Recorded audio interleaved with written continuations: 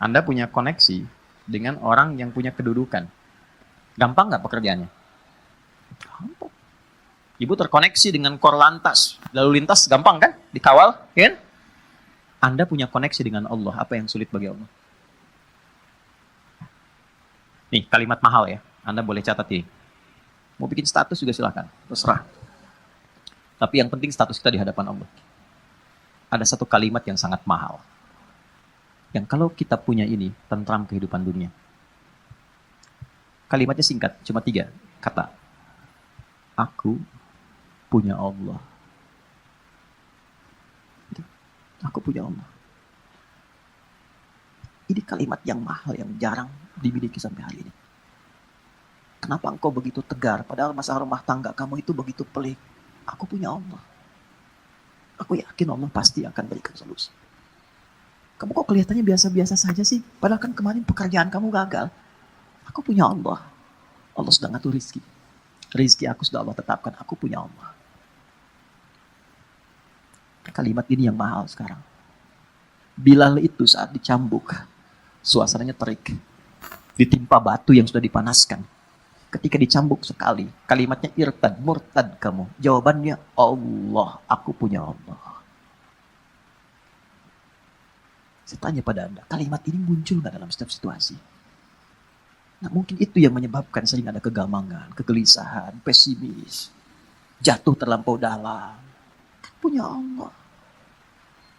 Dulu semua orang bekerja itu merasa punya Allah. Mau disogok, ya seorang penggembala kambing. Itu diuji oleh Umar. Aku ambil ya, 1 aku beli. Jangan. Ya, ini bukan punya saya. Bilang aja dimakan serigala. Pertanyaan cuma 1, fa'aina Allah. Terus Allah di mana? Aku punya Allah. Teman-teman, itu mahal sekali. Nah, sholat itu melatih kita untuk punya itu. Jadi kalau sudah selesai sholat, kita itu terkoneksi dengan Allah. Terkoneksi itu namanya zikir. Dzakaro, ingat.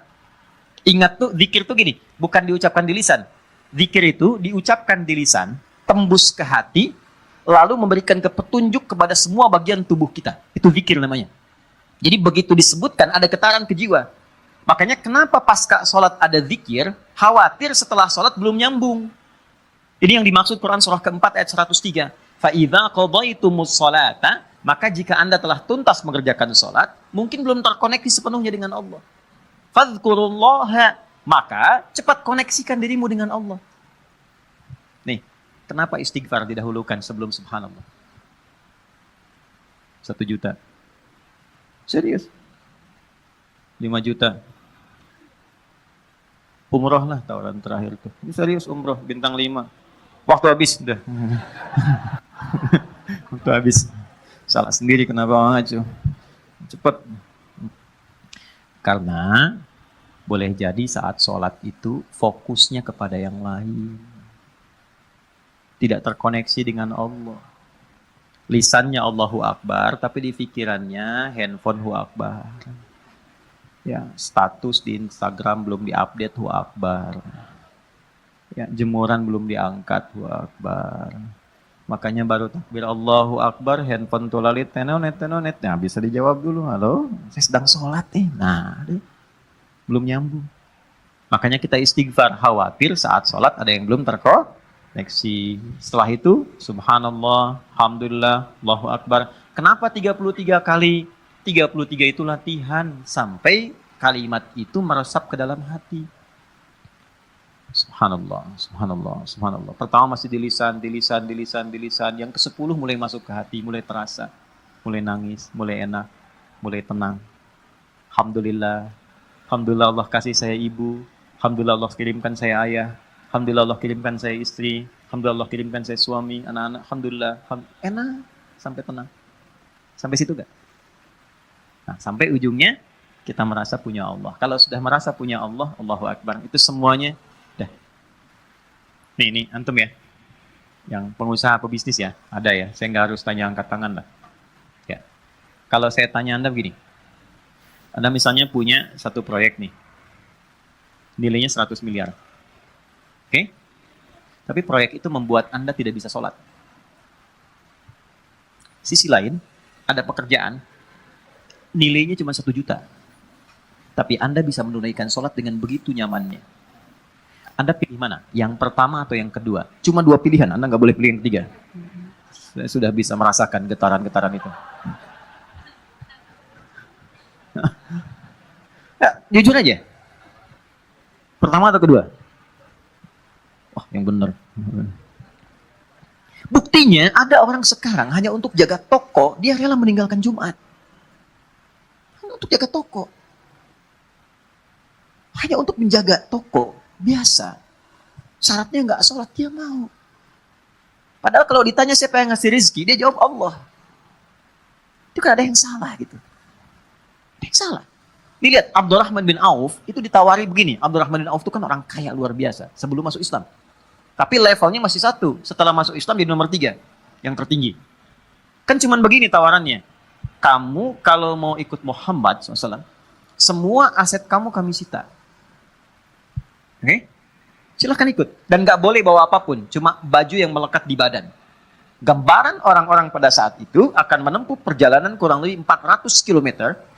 Lewat naik turun bukit, badai mungkin datang, gak akan selamat sampai ke Madinah. Di Yathrib saat itu. Berangkat. Anda kalau di posisi Abdurrahman bin Auf, ditawarkan demikian. Tawaran keduanya, tinggalkan ajaran Muhammad, tinggal di Mekah, kami angkat Anda menjadi hartawan terhormat dengan proyek nomor 1 di wilayah ini.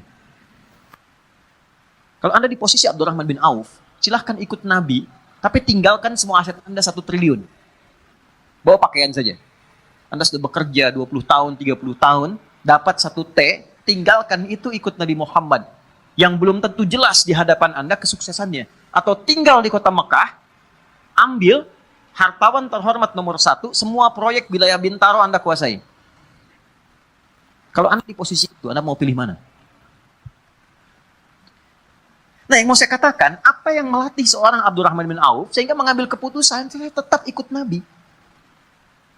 Itu kan pertaruhan tinggi. Jadi iman itu teman-teman di atas segalanya. Punya Allah itu di atas segalanya. Jadi kalau orang kehilangan proyek, kehilangan job, tapi merasa punya Allah, itu nggak ada apa-apanya. Karena masih merasa punya Allah. Itu yang mahal. Jadi nggak bisa ditukar dengan masalah. Kalau Anda punya masalah seberat apapun, tapi Anda punya Allah, itu kecil. Ya, melatihnya nggak semudah yang diucapkan. Karena Abdurrahman bin Auf memilih untuk ikut, istrinya belum siap. Itu poinnya. Begitu diberikan pilihannya kepada istrinya memilih tinggal di Mekah. Tawarannya sederhana. Anda ikut seperti suami, berangkat dengan pakaian melekat, tinggal harta suami kami serahkan kepada Anda, dan silahkan pilih pria paling tampan di wilayah Mekah ini, kami fasilitasi pernikahannya. Ibu kalau di posisi itu, jangan lihat suami lah, sini aja. Kalau di posisi itu, ikut suami atau tinggal di Mekah? Kan pelan jawab suami. Kan? Kamu Andanya nggak dilirik suami. Oke. Ternyata tinggal di Mekah. Ya, tapi karena keyakinan kuat dan merasa punya Allah, perhatikan, orang yang sudah mengkoneksikan dirinya dengan Allah dan punya Allah, maka Allah jawab.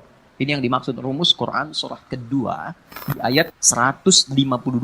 Fadhkuruni adzkurkum. Engkau terkoneksi denganku, menyebut namaku, selalu diartikan menyebut, padahal zikir. Engkau terkoneksi denganku, aku memperhatikan engkau. Jadi sebelum beliau berangkat, Allah sudah siapkan perangkat. Sebelum Abdurrahman bin Auf berangkat, Allah sudah siapkan perangkat di sekitar Madinah.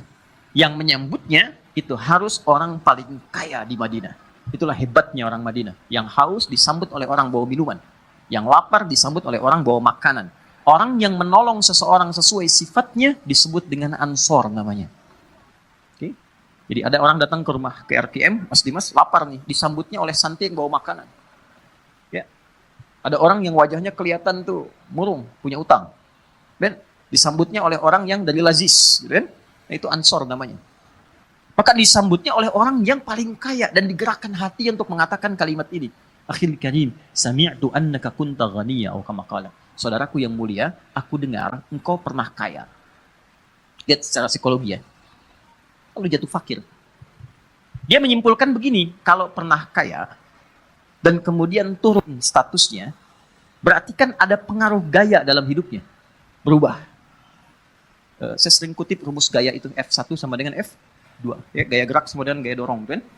Pelan jadi pelan, kencang jadi kencang. Kalau naik mobilnya angkot, kan turunnya juga menunduk, tuh sedekah, kan? Kalau mobilnya lebih bagus kan langsung begini, kadang-kadang nggak bisa buka pintu, ya. Ya kan? F1 sama dengan F2. Tapi kan ada hukum Pascal di dalamnya. F berbanding lurus dengan P. Gaya berbanding lurus dengan tekanan. Semakin banyak gaya, semakin tertekan hidupnya. Oke? Saat punya sesuatu, gayanya kebanyakan. Gayanya banyak. Begitu sesuatu itu hilang, gaya nggak tertahankan. Akhirnya flexing demi gaya. Maaf, ada inflasi gaya gitu. Ya. Berlebihan. Nah ini kan jadi tekanan. Nah dia menilai begitu. Dia nggak tahu kalau Abdurrahman bin Auf ini sudah dididik ya oleh Nabi, punya Allah. Ditawarkannya begini, saya dengar Anda pernah kaya. Kalau ingin kaya lagi, ambil setengah harta saya. Coba. Kalau Anda ingin, saya dengar Anda ditinggalkan keluarga dan istri. Kalau ingin menikah lagi, pilih perempuan paling cantik di Yathrib ini. Sekalipun bagian dari keluargaku, aku fasilitas pernikahan. Gantian ya Bu. Kalau Anda di posisi itu, dan tidak harus lihat ke sana, apa yang Anda pilih? Diterima atau tidak ditolak sama sekali? Saya sudah tahu wajahnya, ini percuma saya tawari. Berat ya? Ya kan? Ketemu orang paling kaya itu kebunnya paling banyak, ya, macam-macam, untanya paling banyak, ya mungkin kurang lebih 5 T lah asetnya, bagi 2,5 T.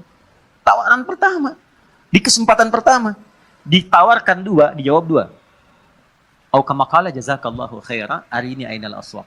Terima kasih, semoga Allah berikan pahala atas tawaran kebaikan Anda. Cukup tunjukkan padaku di mana pusat bisnisnya.